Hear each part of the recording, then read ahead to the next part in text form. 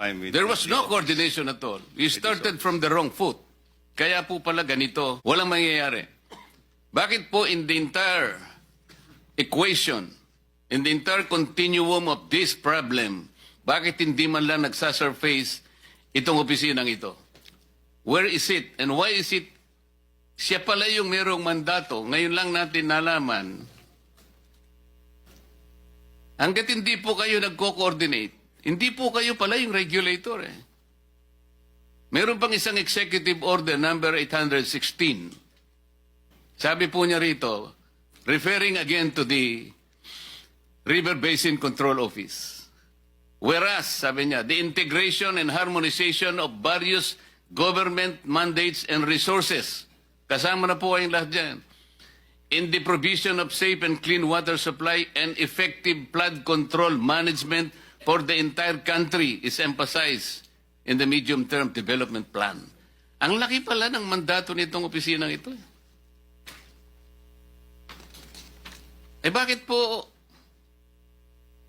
Mr. Director General, did we invite the representative from this office?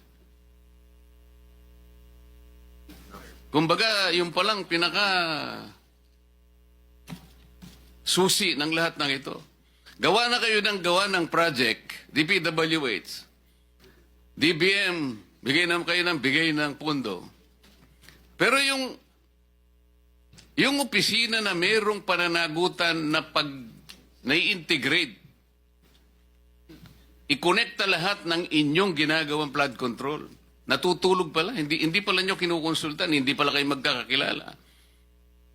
So talaga pong walang mangyayari sa lahat ng project. Dito po, matibay na po ang kawalan po ninyo ng coordination dito. Bakit po nagaganon, Secretary? Why is it that we have already seen, as of today, there is no semblance of coordination with this office? Why?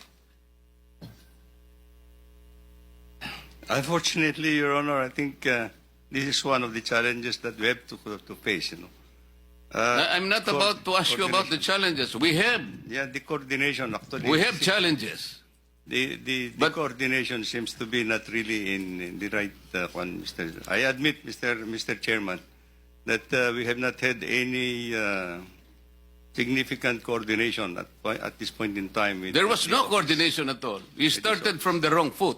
Kaya po pala nangyayari. In the next hearing, we would like to know from this office, bakit po sa kabila ng lahat na ito pala ang kanyang pinakamandato, hindi niya nakuwang i-coordinate sa DPWH, sa DBM, and all agencies na may kinalaman para solusyonan ang pagbaha sa bansang ito. Siya yung nawawala sa the entire question. Kasi po, Mr. Secretary, itatanong ko pa sa kanya sana kung nandito siya.